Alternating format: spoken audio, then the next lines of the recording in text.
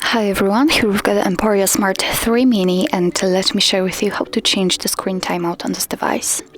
So firstly we have to find and open the settings, so let's do it, and here we have to tap on the display.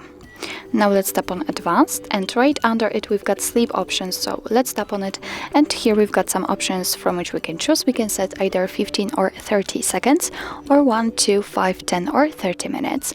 Now we've got 1 minute implied, and you can say it because this option is marked, and all you have to do in order to change it is simply tap on the option you'd like to use. So I will pick 10 minutes, let's tap on it.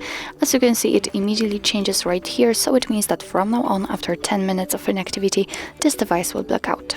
So actually that's all. This is how to change the screen timeout in your EMPORIA Smart 3 Mini. Thank you so much for watching. I hope that this video was helpful, and if it was, please hit the subscribe button and leave the thumbs up.